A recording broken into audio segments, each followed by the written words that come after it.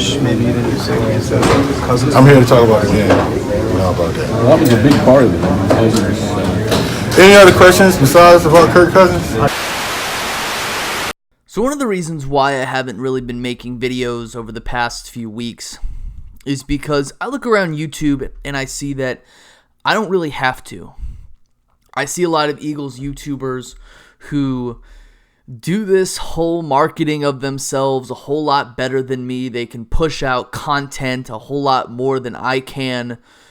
And my ideas are just not unique that much anymore. So it's not worth it to me for me to push out content that a bunch of other people are saying, and a bunch of other people are saying live.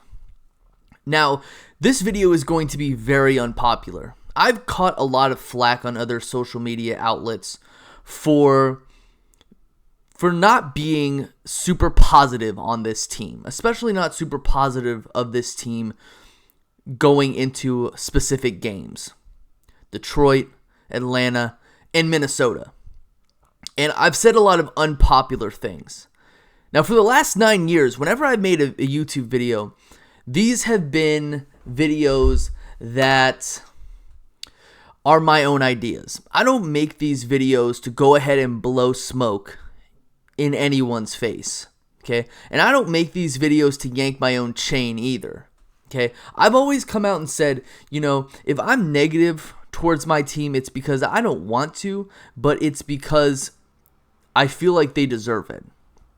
And I'm going to be honest here, even before last week's game, I said that this team is average to mediocre. We are an 8-8 team at this point in time.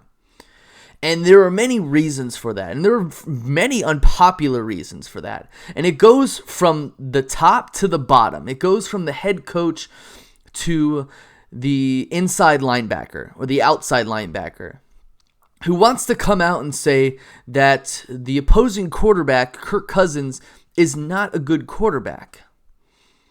And this is echoed with a lot of Eagles fans in the fan base saying that the reason why the Eagles were going to beat the Vikings was because Kirk Cousins is not a good quarterback because he can't beat good teams. And I hate to break it to you, but the Philadelphia Eagles aren't a good team, so it doesn't matter. And Kirk Cousins owns the Philadelphia Eagles. Lost to the Philadelphia Eagles 3 times, I believe, has beaten the Philadelphia Eagles 4 or 5 times, including last year and this year. So, no matter how good or bad Kirk Cousins is, he owns us. And going out to the media before the game starts and saying that the opposing quarterback is the worst player on the offense for whatever reason, that's not a smart idea to have. And I hope that Zach Brown learned from his mistake, but we all know that this team doesn't learn from their mistakes because our own coach, the ice cream wagon wheeling Doug Peterson, Dum Dum Doug, which I call him, not because I don't like him, but because he makes some really, really dumb decisions. He's not at chimp level dumb, but he's at his own level of stupidity. He came out and guaranteed a victory against the Dallas Cowboys, a team who, despite losing to the Jets and despite losing to the Packers, 2 teams that the Philadelphia Eagles beat, are still a better team than the Philadelphia Eagles, in my opinion. And nothing will sway that, unless the Philadelphia Eagles beat the Dallas Cowboys. So yes, I'm guaranteeing a loss. Sorry if that's unpopular. But again, I've never been on here to be popular.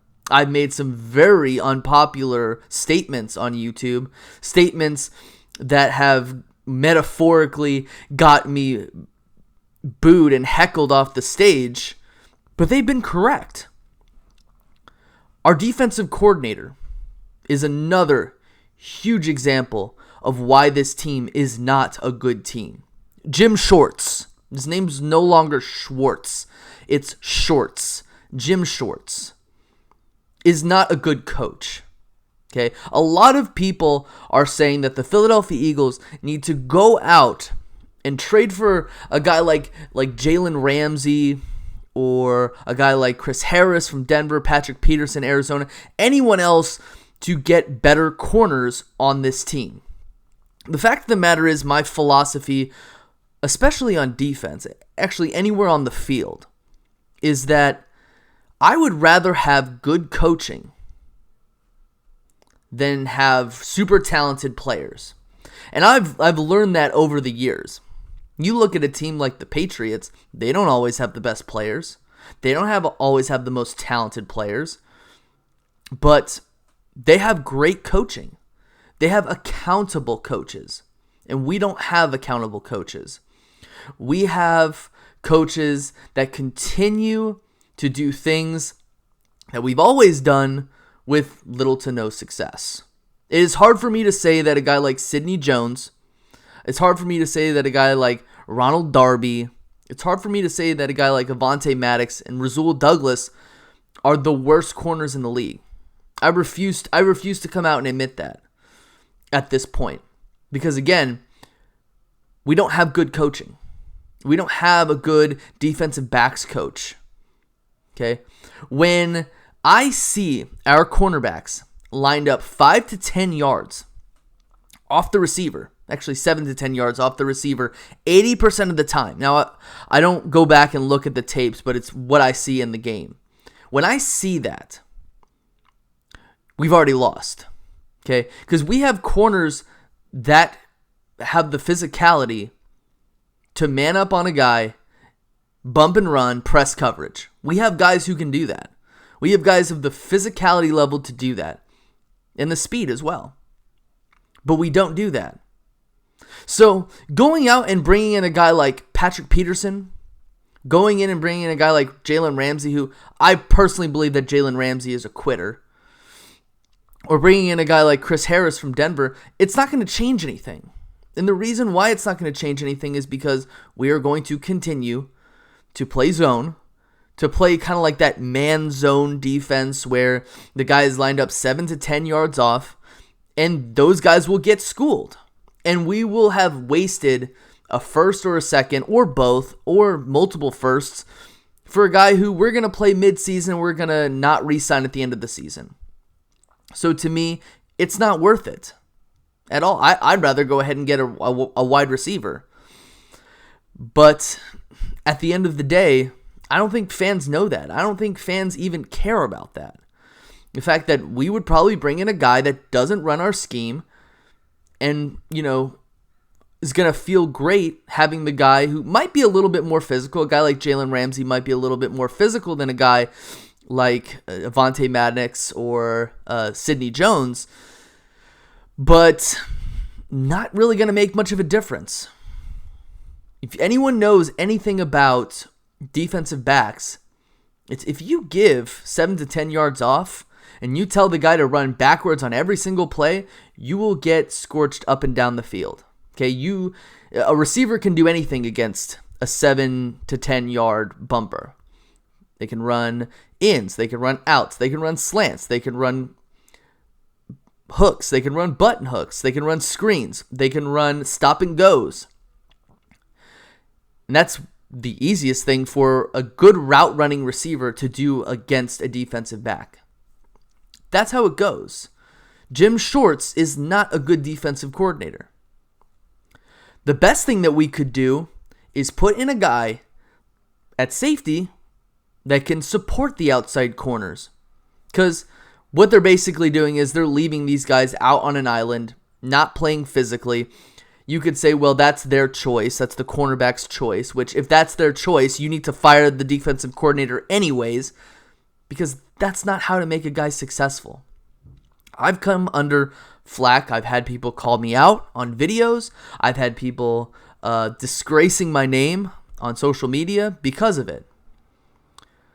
The only thing that I will say right now that I got wrong at this point in time, right now, is the fact that the DK Metcalf thing.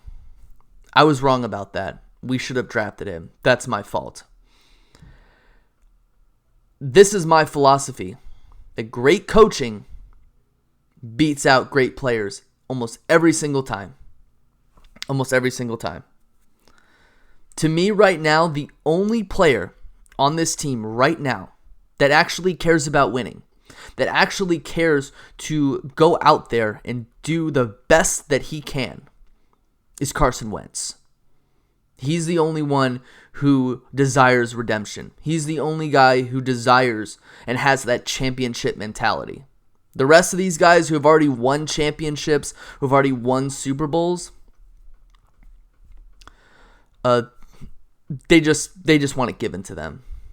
You know, if the city of Philadelphia, the Eagles fans, the team, we deserve this. Because after we won that NFC title game against Minnesota, we just acted like a bunch of buffoons, acting like before even becoming a dynasty that we had become a dynasty and that we had ruined New England's dynasty and that nobody had fun playing under Bill Belichick. Okay? We ran that mouth, and we are running that mouth straight down to the basement. I don't think we're going to be last place in the NFC East because I don't think we're as bad as the Washington Redskins are. I really don't. But I think the Dallas Cowboys are better than the Eagles. That's my assessment. I think that we're somewhere on pace with the New York Giants right now.